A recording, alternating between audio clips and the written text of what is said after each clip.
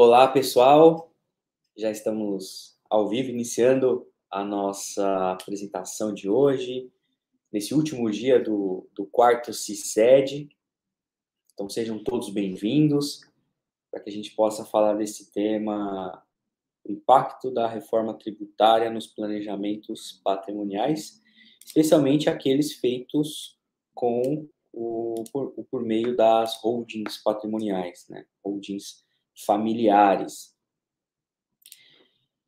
Enquanto o nosso pessoal está chegando, vamos agradecer aqui o professor Roxo pela oportunidade, ele que é o grande mentor desse projeto, ele que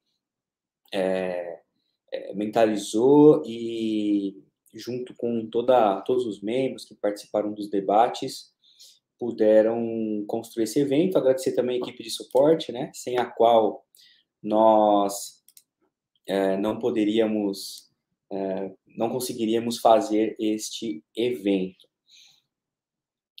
E hoje nós vamos falar sobre esse tema. Teria aqui a honra de falar, de debater com a doutora Ana Galvão e doutor Denner Pires, ambos da RGL Advogados, que tem uma atuação no direito empresarial também, que vai enriquecer nosso debate. E seguindo nossa proposta, né, já iniciando a nossa apresentação com esse tema tão interessante, eu vou falar um pouco do meu background. Tenho especialização em Direito Empresarial pela Fundação Getúlio Vargas e tenho trabalhado em projetos de planejamento patrimonial ao longo de toda a minha carreira. E sou sócio fundador da RGL Advogados, um escritório focado em direito empresarial e que dentro do guarda-chuva, né, do direito empresarial, consegue atender todas as áreas, como nós vimos aí na semana, palestra da doutora Flávia, nossa sócia, palestra do doutor Denner também, sócio do escritório. E hoje nós vamos tratar desse tema que é extremamente importante, extremamente relevante, e nós vamos seguir nessa linha de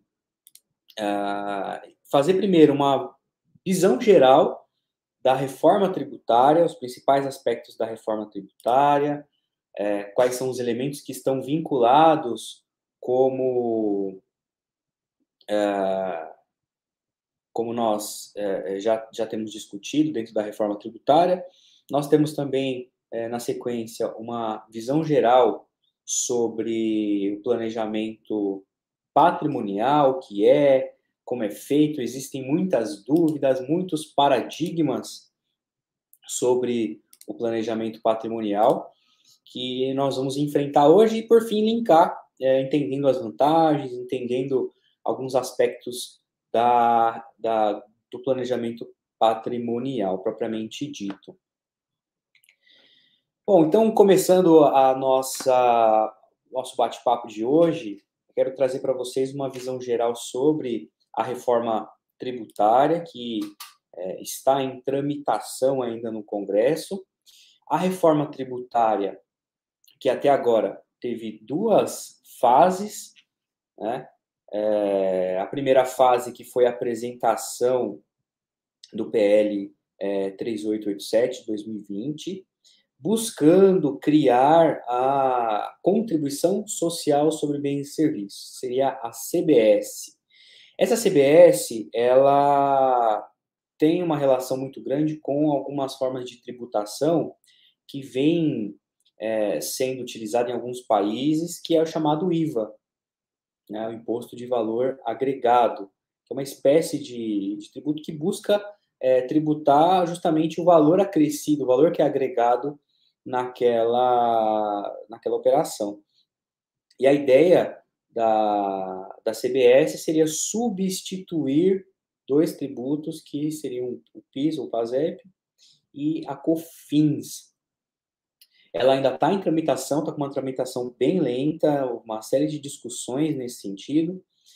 E, paralelamente a isso, em 2021, o governo apresentou o projeto de lei que é o 2337 de 2021, que traz a reforma do imposto de renda. Então, são dois elementos aí da reforma tributária que o governo entendeu ser mais produtivo apresentar separadamente, né?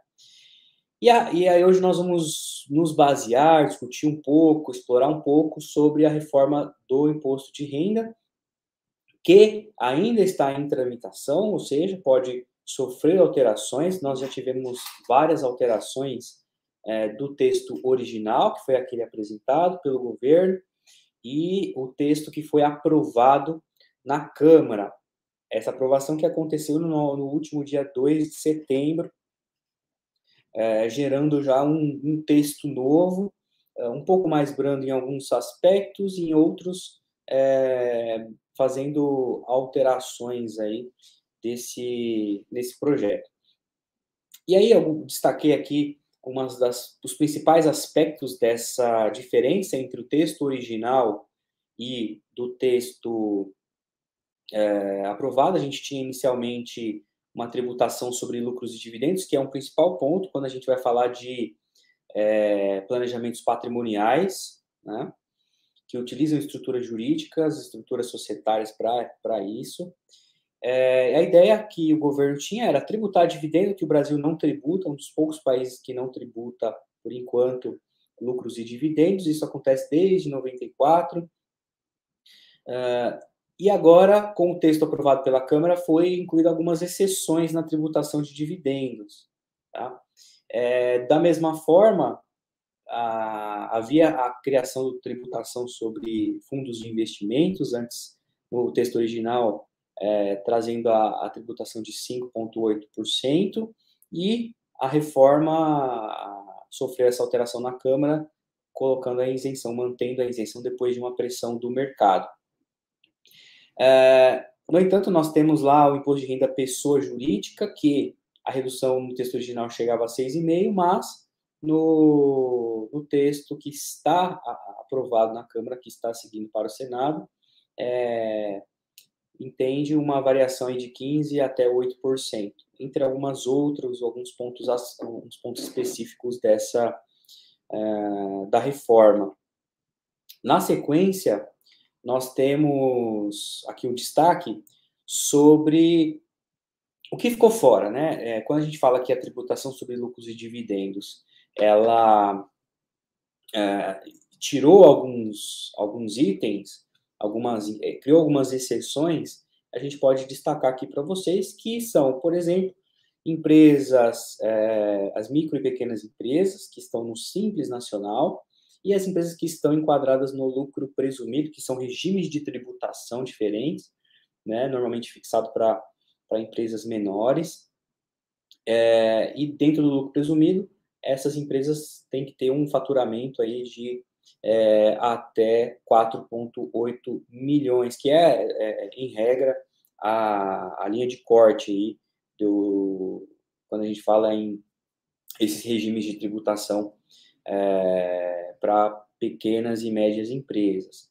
Ele traz também uma exceção à tributação de lucros e dividendos, as empresas que sejam participantes de uma holding, né, quando um conglomerado de empresas está sob o controle societário comum que é tratado lá na Lei de Sociedade por Ações, e ela trata também da questão de equivalência patrimonial, que nada mais é do que o repasse, né, uma comunicação entre empresas controladas e controladoras, e, por fim, os fundos de previdência complementar. Como nós dissemos no início, a ideia inicial do governo era tributar todas as empresas sobre os lucros e dividendos, e aí quando chegou na Câmara, houve essa discussão de criar essas exceções, que para alguns juristas, essas exceções não são interessantes, não são recomendadas, porque fazem com que muitas empresas se utilizem de planejamentos, se utilizem de planejamentos tributários, que aí a gente vai falar um pouco mais disso lá na frente, que abusam de eventuais estruturas, que utilizam por exemplo, várias empresas que estão no mesmo regime e aí utilizam nomes de terceiros, etc., para fugir dessa estruturação e acaba justamente criando uma estrutura que muitas vezes é discutida e gere um problema.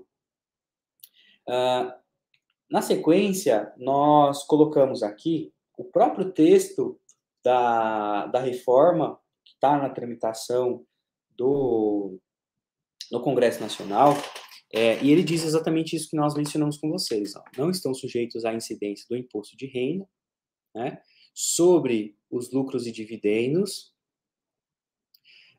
Primeiro, a pessoa jurídica domiciliada no Brasil, que seja a sociedade, né, como nós já dissemos aí, esteja a controladora ou que seja sob controle societário comum, lá conforme o artigo 116 da Lei de Sociedade por Ações, e aí também tem a hipótese dos 10% no caso de equivalência patrimonial, que está lá no artigo 248, e, como nós destacamos também aqui, o projeto está dizendo que os lucros recebidos por pessoas físicas, né, no país de pessoa jurídica tributada com base no lucro presumido, com receita bruta inferior ao previsto no inciso 2º, que são aqueles 4.800.000 que a gente falou, fica isento do imposto de renda também. Por que tudo isso é importante, pessoal?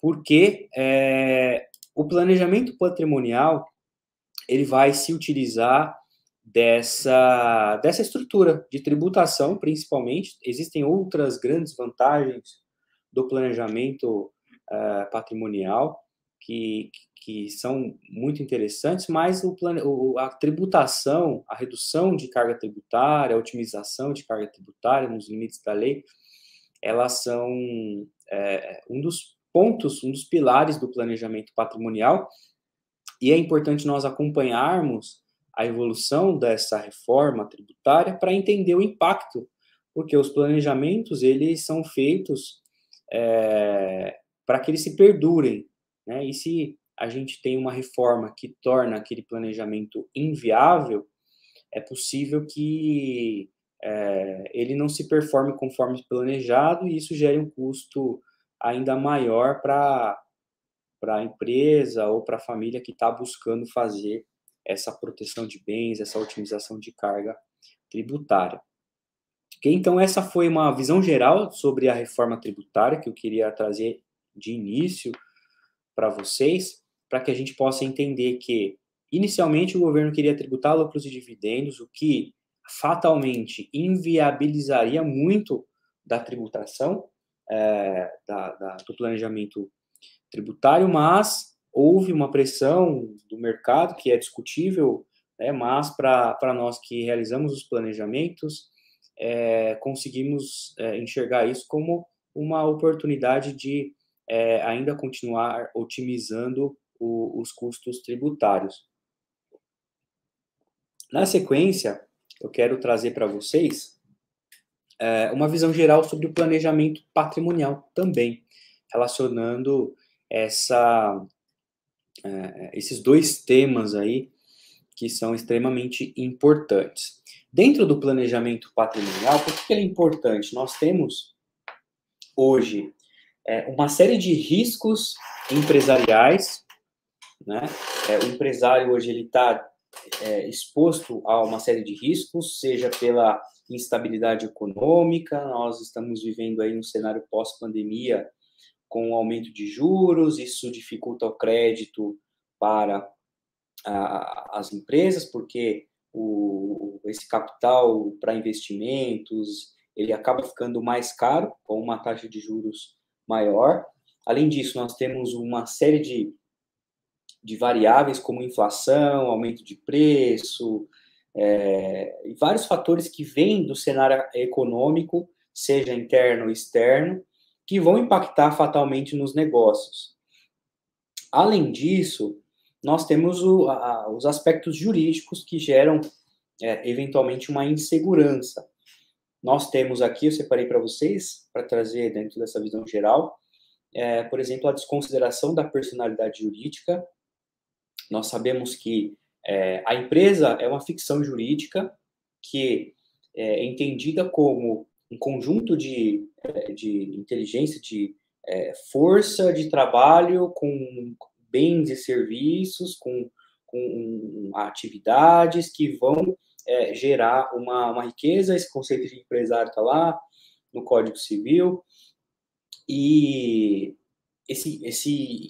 essa ficção jurídica chamada empresa, a lei garante uma proteção de risco, que é essa responsabilidade limitada que a gente vê. Por isso que as empresas, tradicionalmente, por exemplo, a sociedade limitada tem esse nome, a gente tem a sociedade unipessoal limitada, que veio acabar com a Eireli, que era uma empresa individual de responsabilidade limitada. Tudo isso para dizer que existe uma proteção jurídica do risco do negócio que não deve alcançar os bens dos sócios. Essa é a regra. Né? Porém, existem hipóteses de desconsideração que essa proteção jurídica da empresa ela pode ser desconsiderada, que é esse instituto que está no Código Civil, que vai tratar dessa exceção, dessa ruptura com a responsabilidade limitada da empresa, quando há atos de gestão fraudulentos, quando há, eventualmente, uma gestão que impacte negativamente, que seja fraudulenta, ou que seja ilícita, ou que seja meramente administrativamente errada, como é o caso do princípio da entidade na conta que a contabilidade traz, que é a separação do que é o patrimônio, do que são as operações financeiras da empresa e dos sócios. Quando tem essa mistura, são elementos, por exemplo, que podem levar a ensejar a desconsideração da personalidade jurídica, que vai ser interpretada de forma distinta nos mais diversos ramos do direito. No direito civil, a gente tem o Dr. Denner, processualista, aí pode comentar um pouco disso depois. Temos um incidente, que é um procedimento próprio para apurar esse ato de fraude, esse ato de má gestão do empresário, para aí sim desconsiderar, mas nós temos alguns ramos do direito com uma interpretação diferente, que geram uma desconsideração praticamente imediata da personalidade jurídica, que era o caso do direito do trabalho, que, independente de muita discussão, né, eles já desconsideram a personalidade e acabam atacando os bens dos sócios sem muita discussão, né?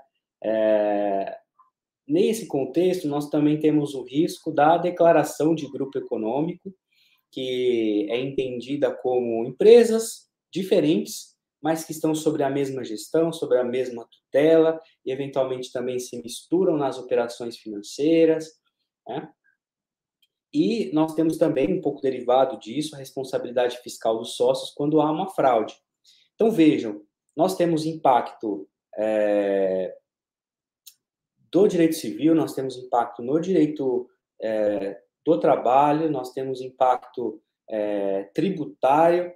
Então, esses elementos, eles fazem com que, eventualmente, haja uma desconsideração e os bens dos sócios sejam atingidos por responsabilidades, por passivos da empresa. Sem entrar no mérito de discussão se isso é certo ou errado, eu entendo que a eventual fraude, etc., deve ensejar a desconsideração da personalidade jurídica, mas o fato é que cada juiz de cada segmento ele vai ter uma visão diferente, e isso pode, sim, atacar os bens, o patrimônio, aquele legado da família, dos sócios, que é construído durante toda a vida e, de repente, num cenário de crise, por uma decisão de um juiz, de um processo trabalhista, pode alcançar esses bens de uma forma, muitas vezes, arbitrária, muitas vezes, e a gente vê isso constantemente, muitas vezes não entendendo até a natureza da personalidade jurídica, a natureza daquele tipo societário, e aí fazendo essa desvinculação. Então, todos esses riscos fazem com que o planejamento patrimonial seja uma ferramenta extremamente importante de autoproteção do empresário, das famílias que possuam uma estrutura patrimonial significativa. Dentro desse contexto, a gente precisa sempre ter claro que a legalidade é um elemento essencial para a gente discutir os planejamentos. E aí a gente tem alguns conceitos básicos que devem estar claros para que a gente possa desenvolver um planejamento de acordo com a lei e não ter surpresas no futuro. O primeiro deles é a elisão fiscal, que é o que é considerado como as atividades, ou seja, uma operação que é lícita, que é adotada pelo contribuinte, que é adotada pelo empresário, com a finalidade de otimizar as suas obrigações tributárias, ou seja, dentro da lei, dentro de todas as autorizações e permissões do ordenamento jurídico que nós temos, é feito esse planejamento, essa estrutura que busca otimizar esse planejamento. Outro conceito que é importante a gente ter claro é o da evasão fiscal, né? Que, de outro lado, traz os atos ilícitos praticados pelo contribuinte buscando se evadir, né? Buscando não ser responsabilizado pela obrigação tributária.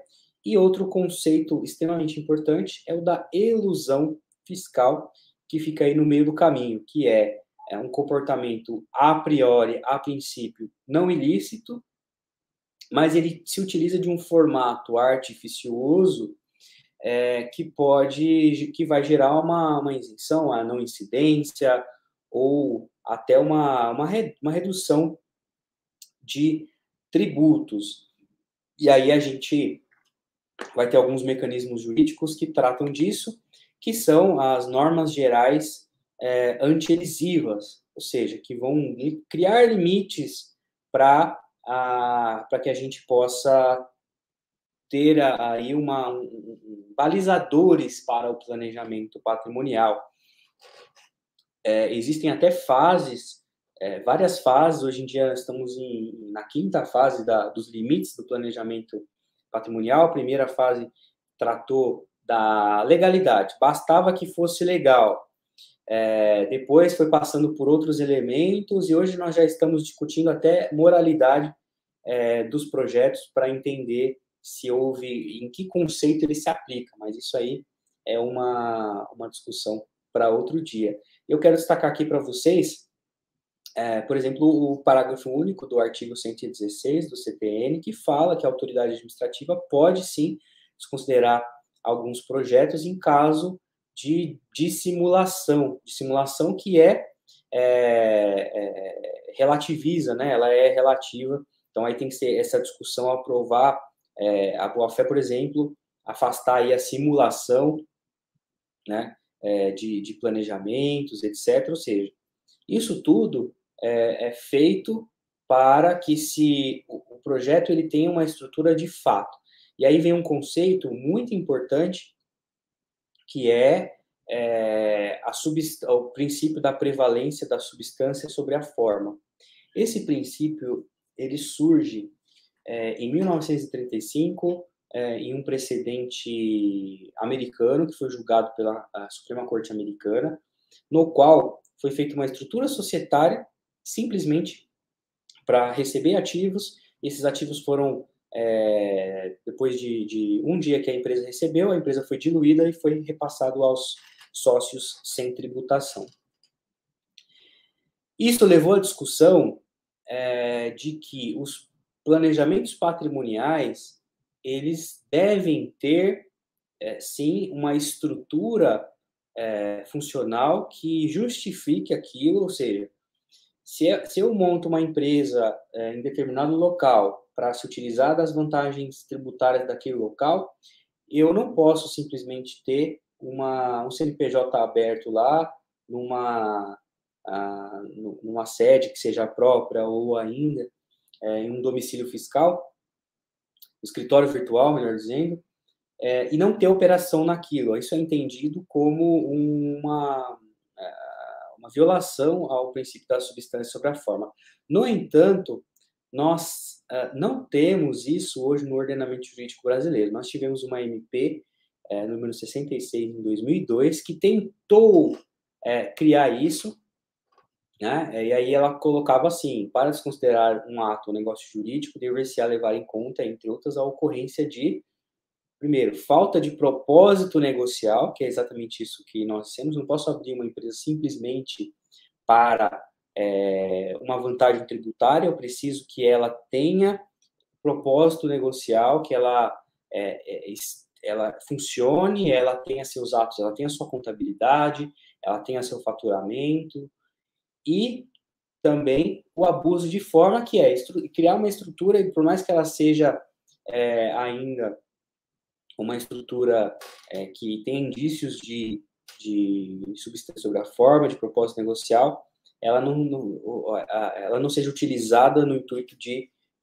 abusar daquela estrutura para fins de otimização tributária. Porém, essa MP ela não foi convertida em lei, mas ela trouxe esses conceitos para o ordenamento jurídico brasileiro, que até hoje são utilizados, por exemplo, pelo CARF, ou pela Receita Federal, que muitas vezes, quando vê a palavra planejamento, já desconsidera aquilo e faz uma autuação daquele planejamento, e aí cabe a parte mostrar a validade, a legalidade, além da legalidade, né, a substância daquele planejamento, o propósito negocial. Então, isso foi trazido pelo direito americano, houve essa tentativa de aplicar, mas esse legado ficou no entendimento, naturalmente, da Receita Federal. Então, hoje, é extremamente importante que um planejamento patrimonial ele observe esses requisitos, porque fatalmente a Receita Federal ela eventualmente vai fazer uma autuação, e o Judiciário também tem caminhado nesse sentido. E agora, entrando um pouco mais na questão do planejamento, depois dessas introduções que a gente viu sobre a reforma tributária e as suas alterações, que foi a criação dessas exceções de tributação sobre lucros e dividendos. Na sequência, a gente viu os conceitos antilisivos, né, e a norma geral antilisiva. E agora é importante a gente entrar no planejamento patrimonial, por que ele é importante, e enfrentar os seus diferentes aspectos. Nós temos, dentro do planejamento patrimonial, 3 grandes pilares.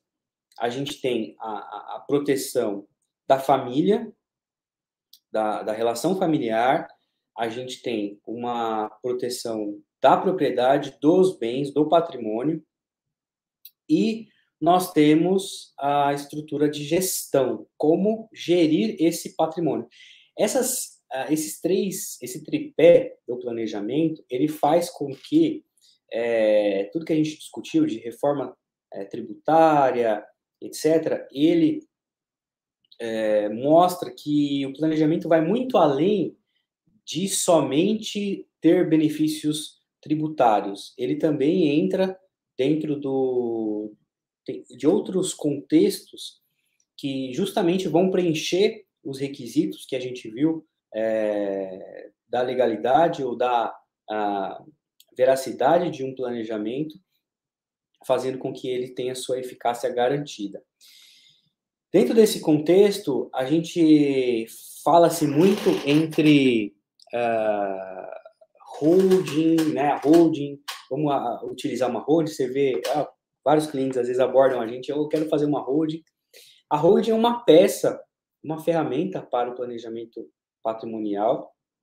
Muitas vezes é utilizado assim, mas nem sempre é a melhor opção.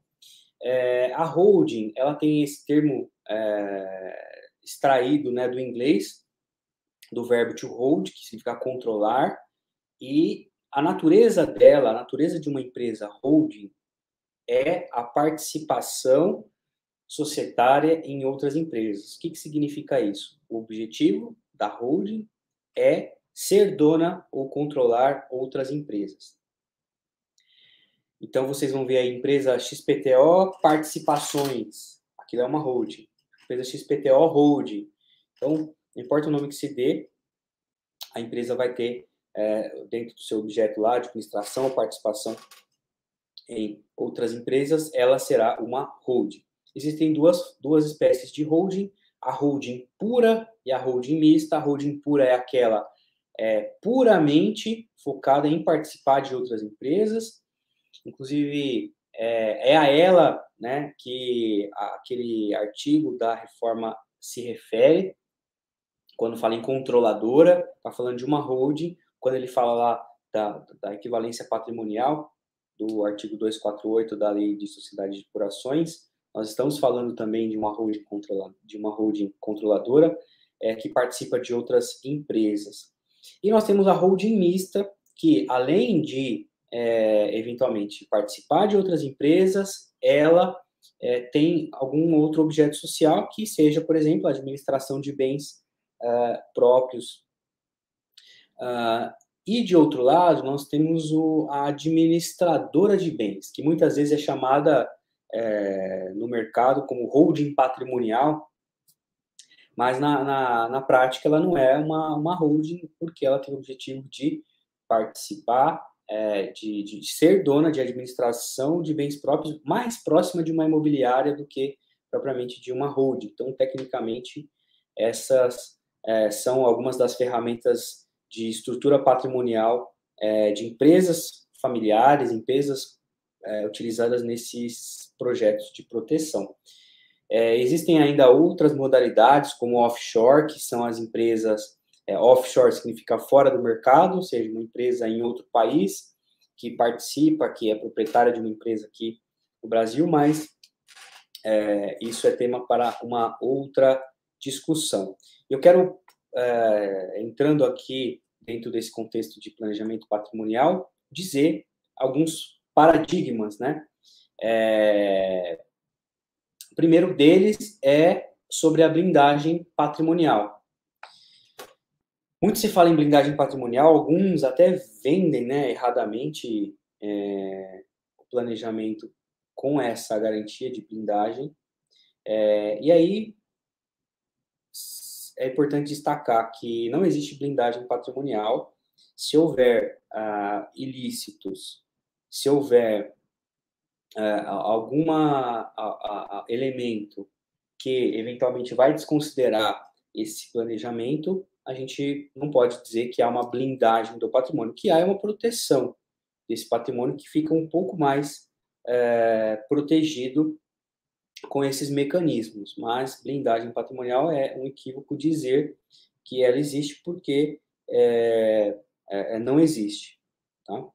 E o ITCMD, que muitas pessoas vendem a ideia de que você não vai ter a redução de custos na hora de pagar os bens sob, como o próprio nome do tributo já diz, transmissão causa mortes. Para quem não sabe, o ITCMD é um tributo que se paga quando há uma transmissão de bens em razão de morte, ou seja, quando alguém falece, você faz lá um inventário, o inventário fatalmente vai aplicar o ITCMD, e o D que tem ali no final é sobre doações. Então, quando você faz uma doação para alguém, também há essa tributação.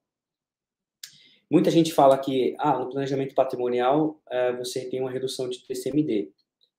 Não acontece isso porque existe o fato gerador, né? E, por exemplo, dentro de uma estrutura holding, se você faz as doações das cotas da empresa, que é o que normalmente as pessoas fazem para fazer o planejamento sucessório por meio das empresas familiares, você vai ter o o fato gerador, ou a hipótese de incidência do teu ITCMD, e eventualmente vai ter que fazer esse pagamento. Então, aqui fica uma dica muito importante. Esses dois paradigmas devem ser entendidos de forma clara e devem ser observados quando vai se criar esse planejamento. Na sequência, trouxe aqui para vocês um exemplo de estrutura para que a gente possa entender as vantagens de um eventual planejamento. Então, como que é feito um planejamento patrimonial? Você tem uma pessoa ou uma família que tem um conjunto de bens, um conjunto de negócios. Bens e negócios, patrimônio e empresas. E todos ligados e geridos por uma pessoa física. Veja, com base no que nós falamos, essa pessoa física, dona dessa empresa, eventualmente vai ter o seu patrimônio atacado por essas instabilidades que nós conversamos. Então, por uma desconsideração de personalidade jurídica, uma ação trabalhista que vai eventualmente gerar isso, uma responsabilidade fiscal do sócio, e isso vai atacar a pessoa física. Aquela pessoa física, ela vai ter um patrimônio que foi construído não só daquela empresa, de outros negócios, ou eventualmente de herança, enfim. Não importa qual seja a origem daquele patrimônio, ele vai ser atacado para que as responsabilidades ocorridas daquela desconsideração daquela empresa, daquele negócio, que eventualmente não deu certo naquele momento, vai atacar todo esse bem. Então, o planejamento, ele busca essa transmissão desse patrimônio para uma empresa, falando de uma holding patrimonial, tá? E essa empresa, ela teria, eventualmente, a propriedade desses imóveis, seria uma administradora de bens. Esse seria um ponto da proteção, uma das vantagens do planejamento, que seria a proteção patrimonial. De outro lado, eventualmente, essa família também teria negócios, empresas, ou uma empresa, ou várias empresas, e essa empresa estaria ligada diretamente a eles, fazendo esse efeito que eu já expliquei para vocês. Então, seria uma hipótese, tá? Cada estrutura é feita com base na realidade de cada empresa, não existe uma estrutura de proteção patrimonial igual, padrão. Eventualmente, uma holding pura, que a gente chama de holding operacional, que ela vai eventualmente participar dessas empresas e ser dona delas. Ou seja, se tiver uma desconsideração dessa empresa A, aqui que vocês podem ver na tela, de uma empresa A, havendo uma desconsideração, ela não vai naturalmente chegar ao sócio, vai eventualmente chegar àquela outra empresa. Isso faz com que você tenha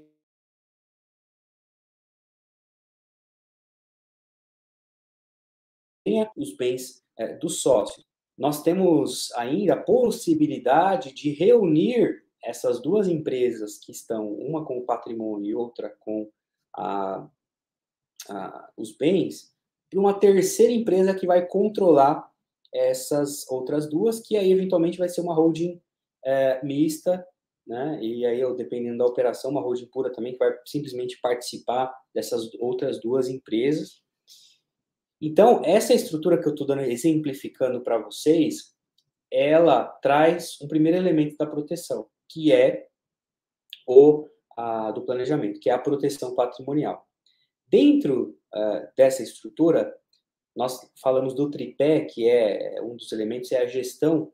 Nós temos também uma grande vantagem do planejamento, além dessa proteção, como já dito, é a gestão, a gente chama de governança. O que significa isso?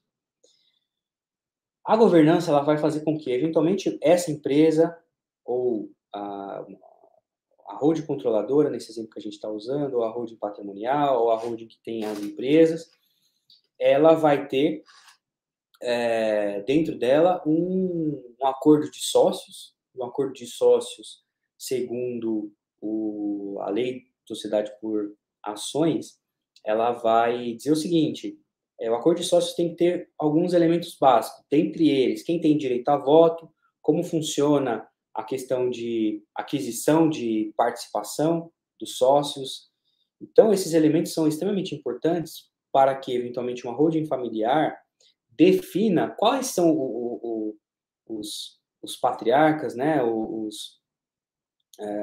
a pessoa que está ali por cima daquela holding, ela possa definir entre os seus herdeiros quais serão os critérios para dispor daquele bem. Por que isso é importante, pessoal? No exemplo prático aqui de uma sucessão, nós sabemos que a sucessão enseja, eventualmente, um inventário.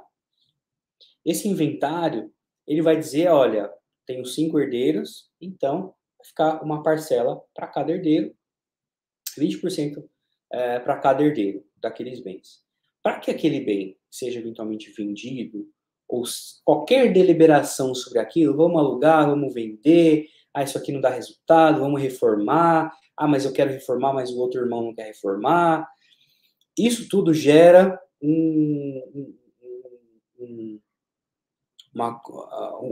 uma falta de controle, ou seja, fica engessada a gestão.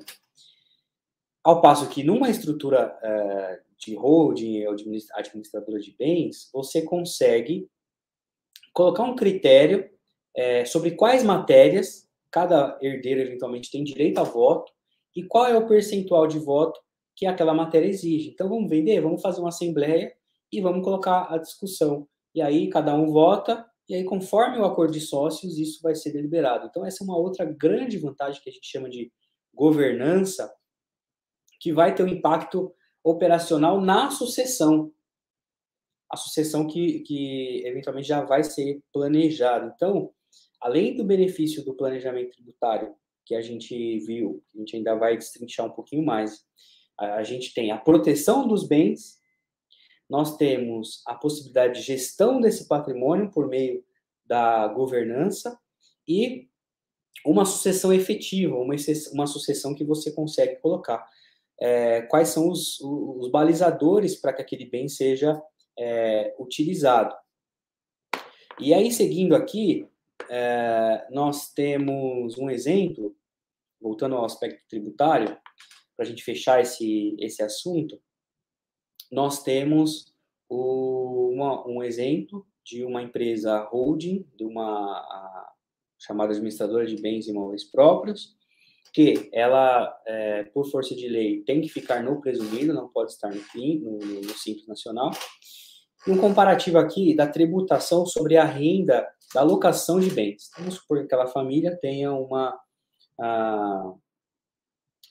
um conjunto de bens e aí faça a locação daqueles galpões, daqueles imóveis residenciais, não importa.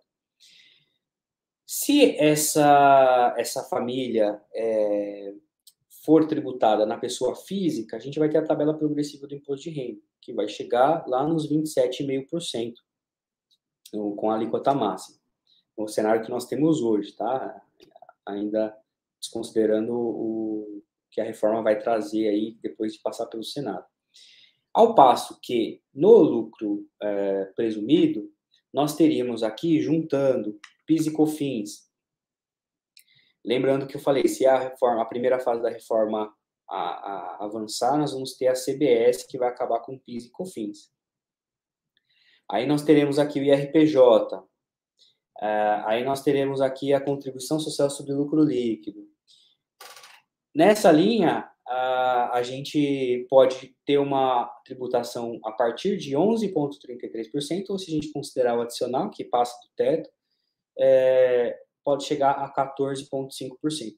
Vejam que a tributação sobre a renda nesses dois cenários é totalmente discrepante. A gente aí cai quase metade do tributo incidente sobre uma renda na locação desses bens. E vejam, esse é um dos benefícios, né? Um dos benefícios dentro da legalidade.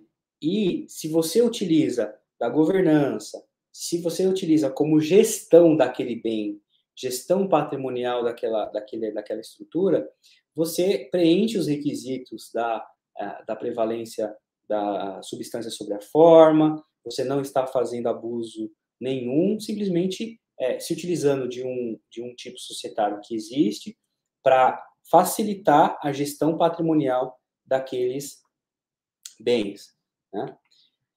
Na sequência aqui, coloquei um exemplo sobre a tributação sobre a venda dos bens, ainda no lucro presumido. Na pessoa física, você tem uma tributação a partir de 15% sobre ganho de capital, e fazendo essa estruturação com uma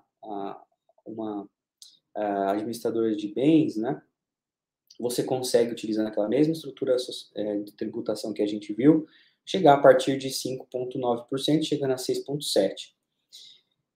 Isso aqui é uma outra forma, e cai pela metade essa tributação. Obviamente que é importante ver, dentro dessa estrutura, qual é a melhor forma, porque a base de cálculo pode mudar, mas vejam que é uma outra grande vantagem. Entrando ainda no aspecto societário, nós temos aí algumas vantagens e desvantagens, tá? Quando a gente fala do ITCMD, que é o imposto que a gente comentou, ele, na pessoa física e na pessoa jurídica, ele vai depender muito, tá? Então, aqui, por exemplo, a gente coloca uma comparação, né? Qual é a alíquota paga de ITCMD de um inventário na pessoa física? 4 a 8% sobre o valor do mercado dos bens. À época, isso aqui lá no estado da Bahia, tá? No estado de São Paulo, eu coloquei esse aqui porque às vezes a gente fica falando 4%, 4%, 4%, mas depende de cada estado. 4% São Paulo. Aí na pessoa jurídica, lá na Bahia, a pessoa jurídica paga 2%. Aí é interessante. Aí aquele paradigma do ITCMD, ele é um paradigma porque nem sempre é verdadeiro. Pode ser, dentro de um planejamento feito no estado da Bahia, pode ser uma vantagem adicional ter esse planejamento, essa sucessão por meio da pessoa jurídica. Ao passo que em São Paulo, a gente mantém 4%. Então, veja, quando a gente fala, tem vantagem do ITCMD, em São Paulo não.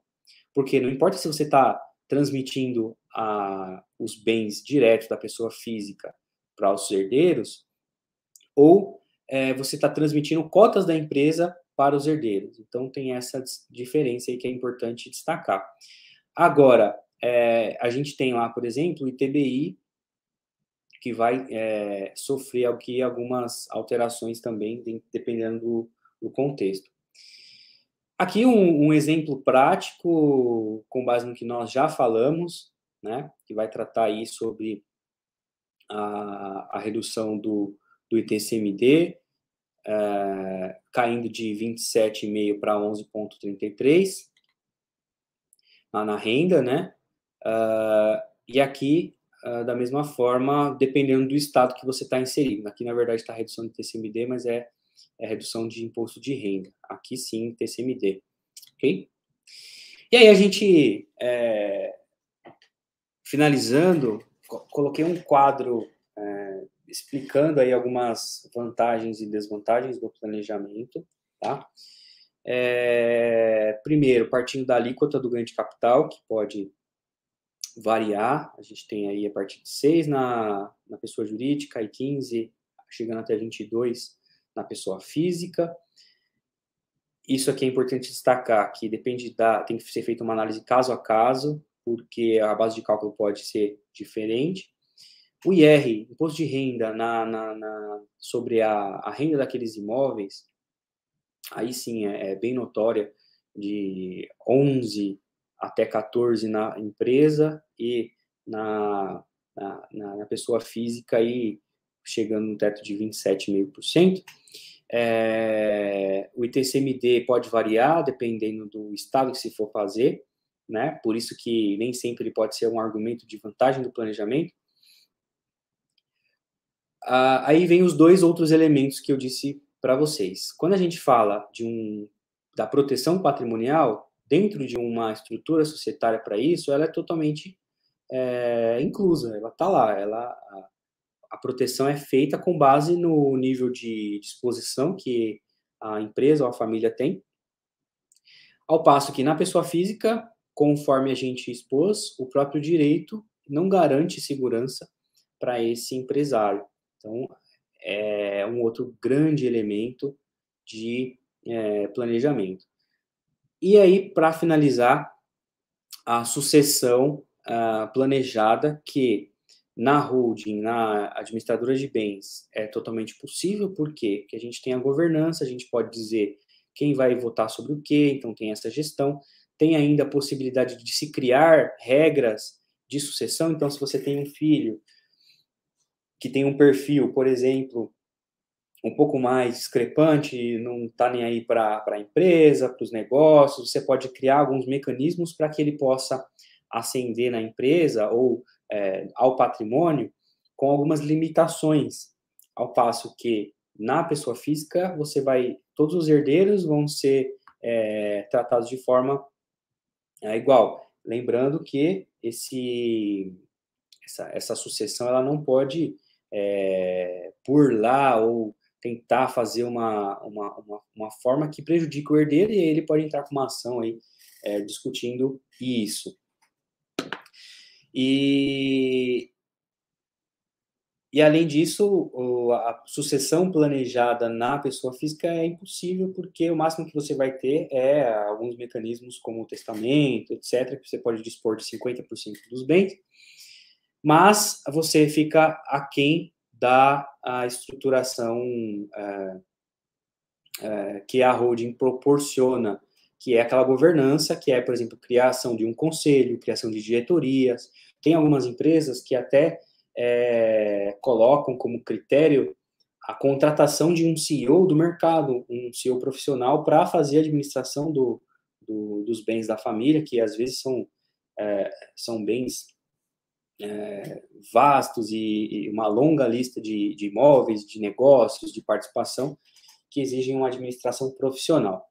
Então, pessoal, quis trazer, está completando agora 1 hora que a gente começou, eu quis trazer para vocês uma visão geral sobre a reforma tributária que está no Congresso Nacional, saindo do Senado, saindo da Câmara, indo para o Senado, que já criou uma exceção sobre lucros e dividendos. Vejam que essa estrutura societária aqui, ela é extremamente viável porque não tem tributação sobre lucro. Quando a gente, vou voltar aqui para mostrar para vocês, quando a gente considera essa tributação aqui sobre a renda, o lucro que sobrar depois dessa tributação, ele é totalmente livre para os sócios distribuírem. Tá? Então, ele distribui e não coloca no imposto de renda dele, que é a distribuição de lucros, e ele não vai pagar nada. A reforma queria incluir isso e a Câmara criou essa exceção para esse tipo de empresa, obviamente do simples até o presumido, com faturamento de 4.800.000, mas a gente tem uma larga quantidade de empresas nesse cenário, e criou exceções também para empresas controladoras. Então, existe aí essa manutenção da grande viabilidade da holding, e a gente viu também que existem os mecanismos legais anti-elisivos. Então, todo esse planejamento ele deve ter uma substância, ele deve ser realmente operado para administrar os bens da família, administrar os negócios da família, ter toda essa operação consolidada com uma contabilidade que reflita isso, que não misture bens pessoais dos sócios com os bens administrados pelas holdings, e isso faz com que se tenha um planejamento patrimonial sólido e eficaz. Então, isso que eu queria transmitir para vocês. Agora vou receber os meus colegas, Dr. Denner Pires e a doutora Ana Galvão, para que a gente possa fazer os debates e eventualmente também responder as perguntas das pessoas que estão nos acompanhando. Apareceu aqui para mim uma pergunta do professor Roxo, que É uma honra, professor, tê-lo aqui no nosso debate, professor, que é um grande mentor desse projeto do Quarto CICED. Bom dia a todos. Excelente palestra, Dr. Rubens, muito esclarecedora, né? Eu acho que a gente pode até então começar aqui com a pergunta, né, do professor Antônio Carlos Roxo, e vamos lá. Então, a holding familiar protegeria hoje uma cobrança trabalhista?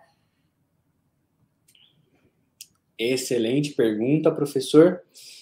Bom, a resposta, acho que naturalmente, como advogado, é depende. Né? Obviamente que a proteção que se tem por meio de uma holding familiar é extremamente melhor do que direto de uma pessoa física. Então, vamos pegar um exemplo. Uma empresa que tem um sócio recebe uma reclamação trabalhista. Essa reclamação, ela fatalmente vai desconsiderar, se não for feito, for sentenciado, e aí iniciar uma execução, ela vai ser desconsiderada e vai atacar os bens dos sócios. Numa holding familiar, nós temos aquela empresa que o proprietário dela é uma outra empresa.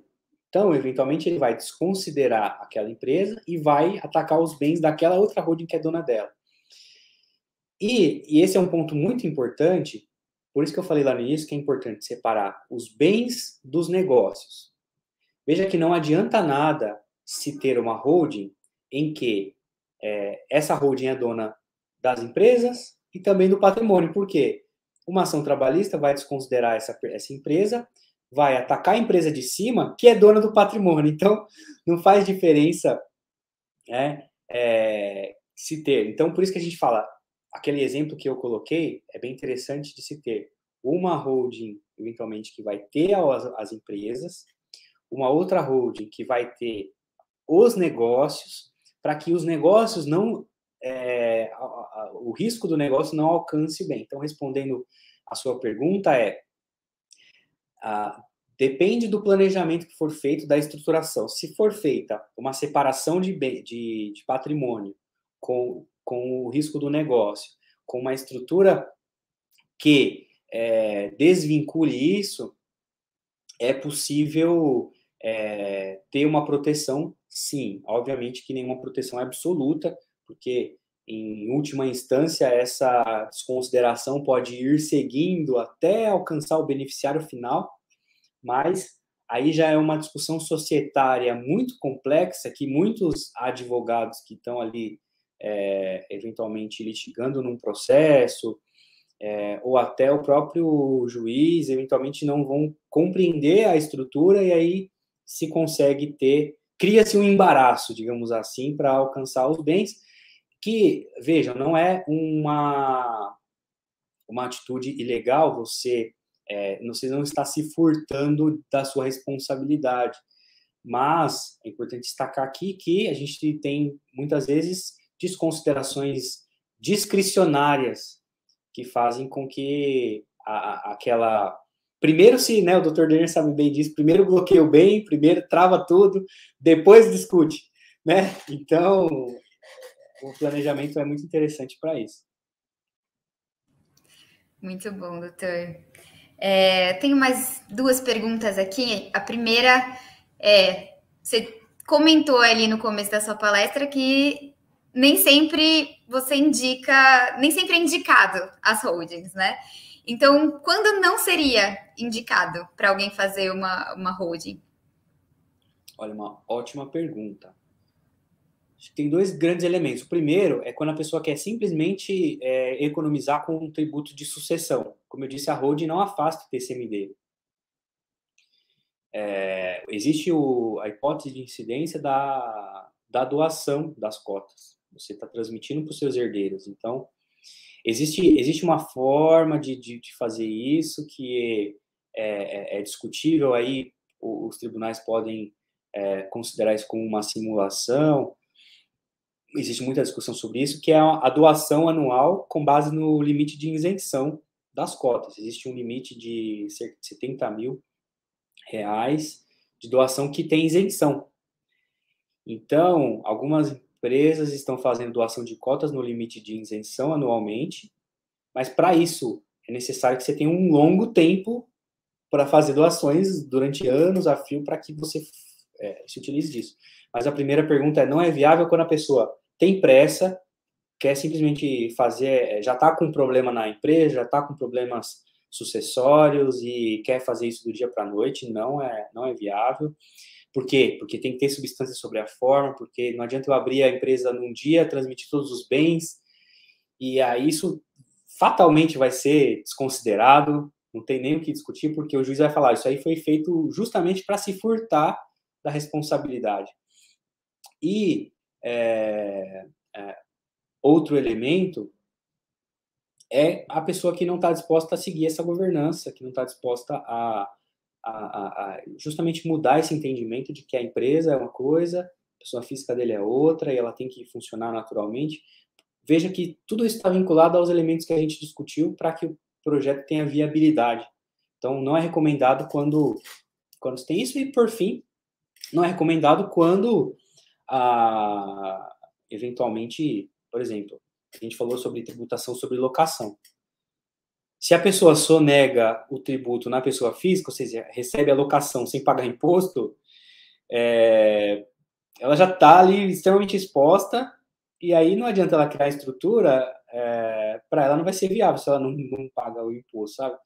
Óbvio que a gente sempre orienta a regularização para você estar de acordo com a lei, e aí tem os custos também da manutenção da holding, que não são astronômicos, que basicamente é uma consultoria contábil para fazer as declarações. No presumido, você vai ter ali as obrigações contábeis naturais e, eventualmente, alterações do projeto sucessório, você vai precisar de uma consultoria jurídica específica para isso.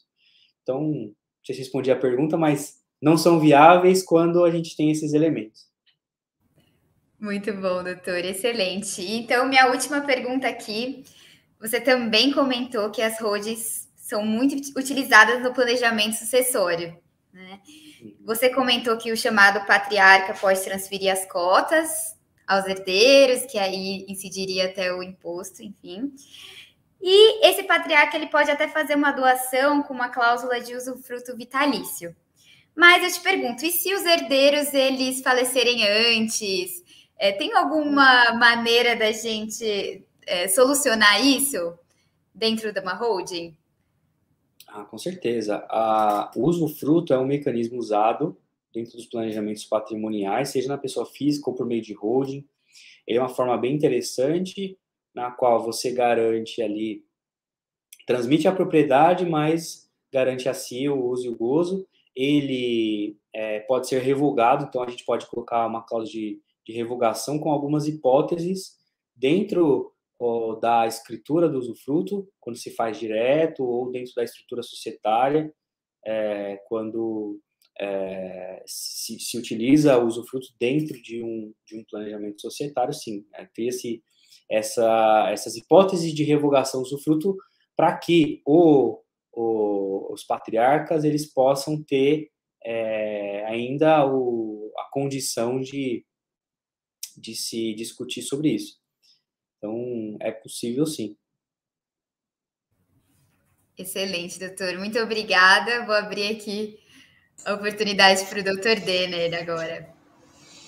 Bom dia a todos. Primeiramente, parabéns, doutor, pela palestra. Acredito que enriqueceu a nossa manhã aqui de conhecimento. Muito obrigado aí pela exposição, pela brilhante exposição, inclusive. Gostaria de agradecer também aos organizadores do CICED. A gente está hoje no nosso último dia de palestras, então foi uma semana rica de conhecimento aí. Nós tivemos a participação também aí, acrescentando aos nossos alunos, aos colegas, aos companheiros que estão nos assistindo também aqui, tanto pela organização do evento, quanto pelo canal no YouTube.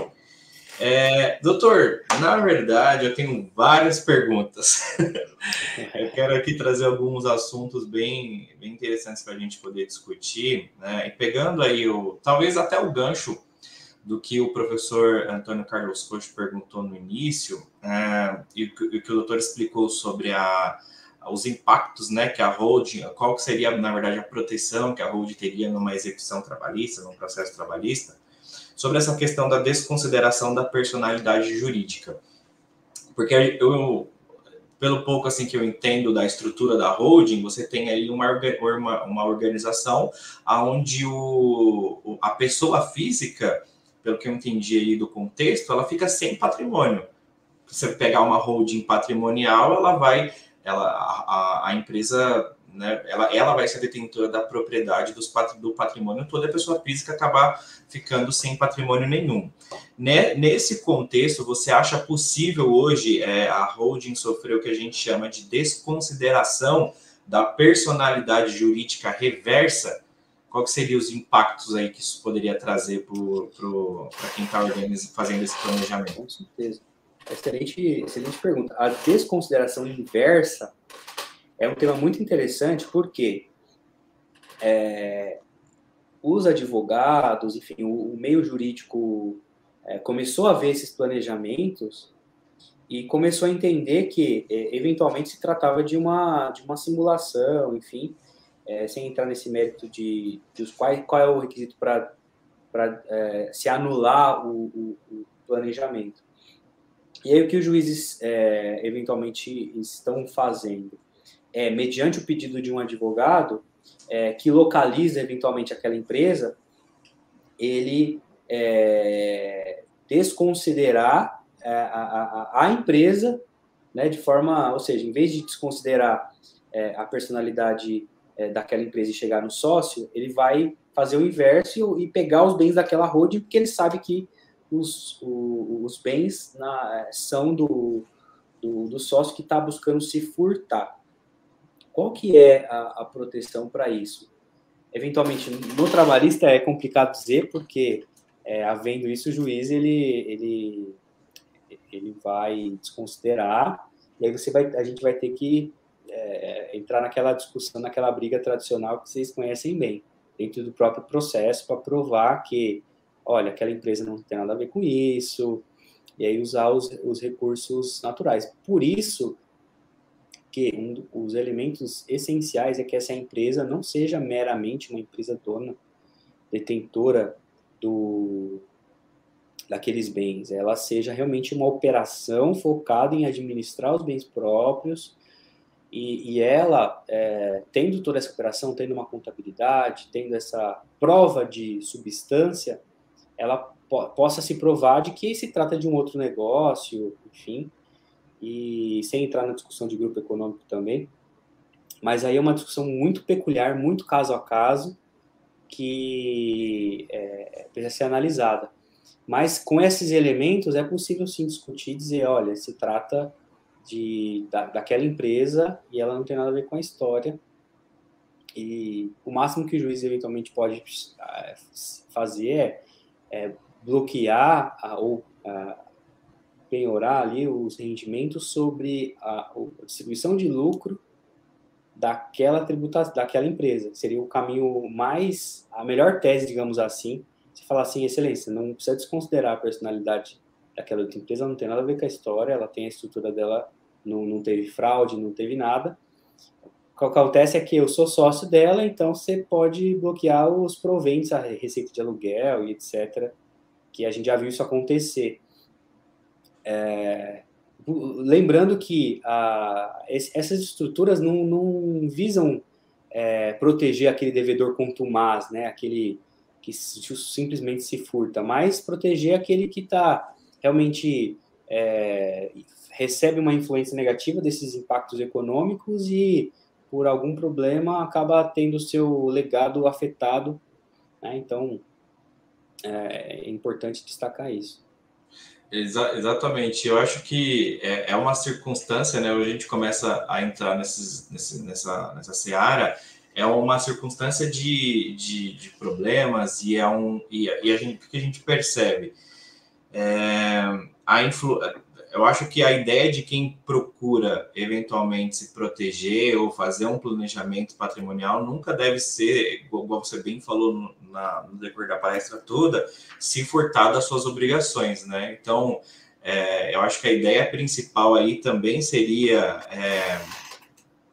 eventualmente buscar uma forma de pagar, eventualmente, sei lá, menos imposto, ou fazer uma estrutura organizacional mais eficiente, porque se a pessoa faz uma espécie de planejamento para se furtar de responsabilidade, por exemplo, trabalhista, eu acho que ela pode, eventualmente, aí não dar muito certo esse planejamento, porque uma hora ou outra vai acabar prejudicando aí toda a estrutura que foi construída justamente para trazer mais conforto e tranquilidade, né? Acredito que o doutor explicou isso bem aí, muito, muito bom, parabéns.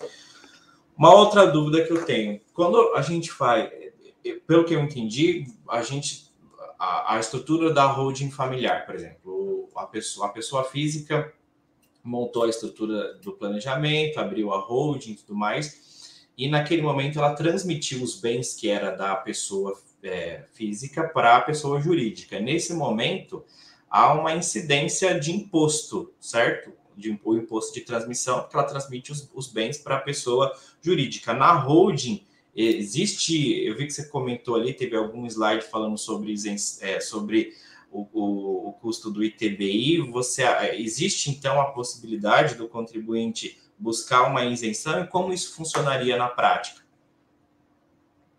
Excelente pergunta. E o que acontece é o seguinte, o ITBI, para o pessoal que está nos assistindo, é o Imposto de Transmissão de Bens que tem natureza onerosa, né? Se não for gratuita, cai no TCMD. Então, essa venda de bens normais, ela vai acontecer e vai ter a incidência do ITBI. Quando você integraliza capital de uma empresa, nós, segundo a Constituição, salvo engano, o artigo 156, portanto, por estar na Constituição é uma imunidade, ela diz o seguinte, não incide ITBI sobre a incorporação, a integralização de capital à pessoa jurídica. Não incide. Exceto se a atividade preponderante daquela empresa for a administração de bens. Então, veja, em qualquer outra hipótese, a integralização de capital, ela não incide ITBI. O que acontece muito é que as pessoas criam uma holding, e a holding ela não é administradora de bens, ela tem natureza de participação, portanto, ela estaria incluída na regra geral, não incide ITBI. O problema é que as pessoas criam esse tipo de holding travestida de administradora de bens. Portanto, eles conseguem a imunidade do ITBI na integralização, todavia, começam a operar como administradora de bens. E aí as prefeituras, porque o ITBI é um tributo municipal, a gente vai ter essa fiscalização que as prefeituras estão fazendo, tem um prazo de eventualmente 2, 3 anos, que elas fazem e estão autuando as empresas. Então, a resposta nesse caso o ITBI, por isso que a viabilidade do planejamento, é importante que a pessoa que tem interesse em fazer o planejamento entenda todas as vantagens, porque, eventualmente, você vai ter que pagar o ITBI, eventualmente, você vai ter o ITCMD da doação das cotas, então, isso para não ter risco, né? Tem gente que assume o risco e integraliza por meio da holding, administra os bens e espera a autuação. Mas isso aí vem com multa e eu não entendo que vale a pena. Mas o que nós temos orientado os clientes ultimamente é fazer o pagamento do ITBI, então faz um planejamento, não tenho condição de pagar ITBI de todos os bens, então vamos integralizar aos poucos, vamos fazer essa questão. Existem algumas estratégias, doutor, que são interessantes, que relacionadas ao usufruto nesse assunto. Então, por exemplo, você faz uma doação do bem com reserva de usufruto para a holding, e a rigor você não tem a hipótese de incidência do ITBI, porque você não transmitiu. Então, fica a propriedade da holding e o usufruto seu. Existem alguns fazendo isso, mas, novamente, aí vai entrar naquela discussão de simulação, que isso está sendo feito, né, que a gente falou lá de elusão, né, pode ser um argumento para desconsiderar, mas tem gente utilizando essa estratégia que busca não ter a hipótese de incidência do ITBI. E aí, como a gente sempre fala, o planejamento patrimonial, ele tem aspectos para um público mais conservador e aspectos para um público que eventualmente quer assumir um risco de fazer uma estruturação. Mas, respondendo a sua pergunta, em regra, toda integralização não tem imunidade de ITBI, toda integralização, exceto se for um administrador de bens. Eu acho que isso cairia também, a resposta já respondeu a minha próxima pergunta. Se em caso, por exemplo, da pessoa fazer um planejamento aí errado e requerer da prefeitura a imunidade de TBI, nesse período em que a prefeitura faz, então, aí a fiscalização, você teria a possibilidade de uma ação regressiva, de cobrar aquele valor retroativo com multa. Acho que o doutor já até respondeu aí, que seria, assim, então, possível, certo? Correto. Então, beleza. Agora eu quero trazer uma outra questão aqui para nossa... Aproveitando que a gente está se consultando, doutora Ana, com a especialidade em direito societário, então a gente aproveita o ensejo para enriquecer mais ainda o conhecimento, trazer uma discussão. Me deparei há pouco tempo com algo... O doutor falou bastante no começo aí sobre planejamento e tal, sobre tipos societários, falou inclusive algumas coisas sobre tipos societários, e hoje a gente tem a figura relacionada à pessoa, à empresa de responsabilidade, a sociedade unipessoal de responsabilidade limitada, que eventualmente que veio aí para ficar e inclusive para substituir a Eireli com uma possibilidade de, inclusive, acredito eu, uma possibilidade de administração mais simples, porque na Eireli você tinha que construir um capital social de, acho que se eu não me engano, R$100.000 ou 100 salários mínimos, algo do tipo. Depois o senhor pode explicar melhor. E na sociedade unipessoal, a gente tem essa figura de uma administração mais simples, uma facilitação, na verdade, né, para poder o empresário administrar isso. E eu me deparei com algo que eu julgo uma aberração jurídica num processo judicial, onde se entendeu que a sociedade unipessoal seria aí equiparada a uma empresa individual, seria uma ficção jurídica e não teria a proteção a proteção que uma empresa de responsabilidade limitada, uma sociedade de 2 sócios ou mais, teria com relação à sua constituição. O que você acha aí? O que você pode comentar sobre esse aspecto? Não, perfeito. Excelente pergunta. Bom, a gente tinha, alguns anos atrás, a gente tinha somente a figura lá no artigo 44 do Código Civil, falando que a gente são pessoas jurídicas, sociedades, fundações, associações, depois foi incluído partido político e organizações religiosas. E aí a única forma que o empresário tinha de trabalhar seria por meio de uma sociedade. E a sociedade, segundo a lei, era um requisito essencial que tivesse 2 pessoas. Aí começaram a surgir aquelas empresas que tinha 99% era de uma pessoa e 1% era a família, da esposa, etc., porque para cumprir o requisito legal. Nesse meio termo, surge a Eireli, que é a empresa individual de responsabilidade limitada, para resolver esse problema. Porém, a Eireli, ela trazia algumas limitações.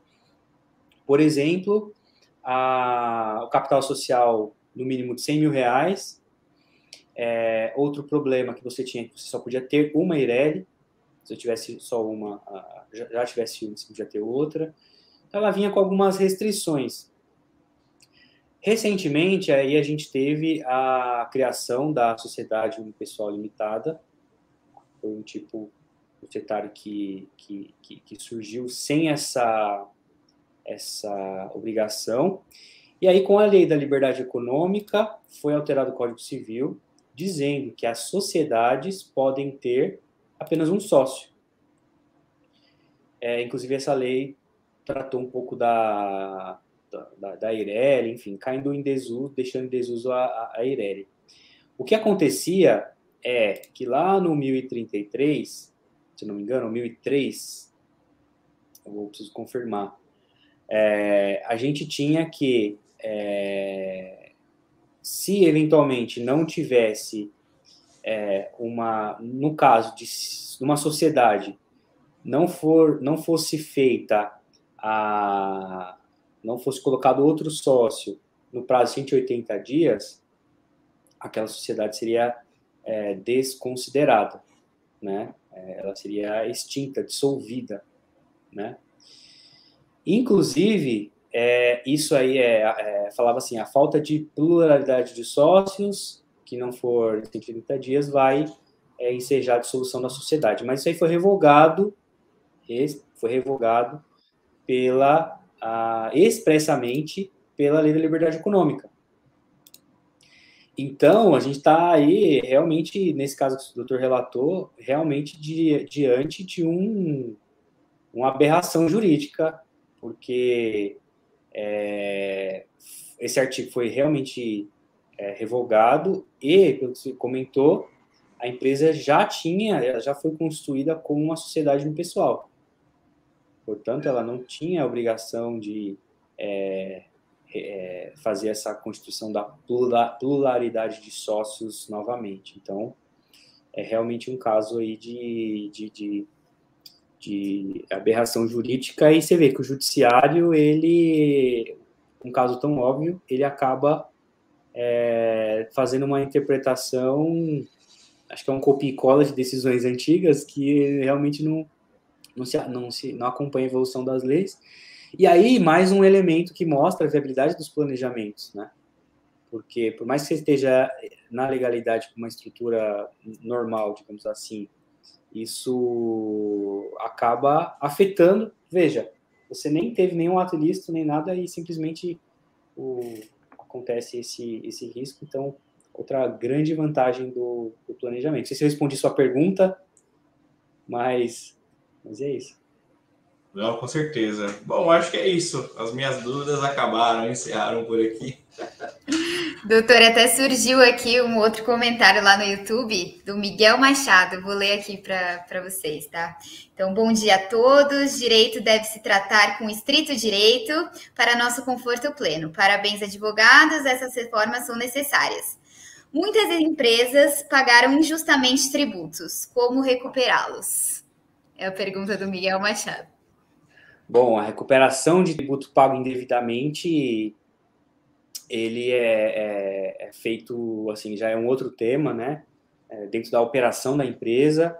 Aí existem empresas que fazem essa análise por meio de tecnologia, eles fazem uma análise se aqueles tributos foram pagos de forma adequada, se foi feito realmente aquela... Por exemplo, quando você fala de ICMS de substituição, ICMS-ST, tem uma tabela enorme de produtos.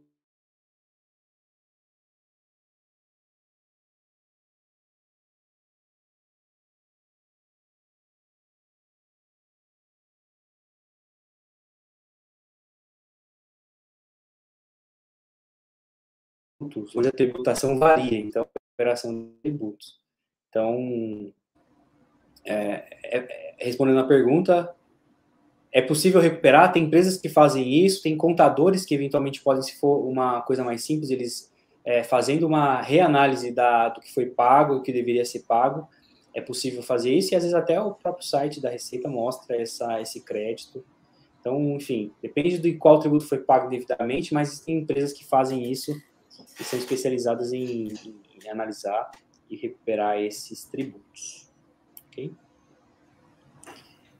Muito bom, pessoal, doutor. Eu quero agradecer novamente ao professor Roxo pela oportunidade, todo mundo que participou da organização do evento, o pessoal do suporte, e ficamos à disposição na RGL Advogados para continuar esses debates que a gente gosta muito de fazer, que enriquecem muito a nossa atuação. Então, muito obrigado e até a próxima. Obrigada. Tchau, tchau.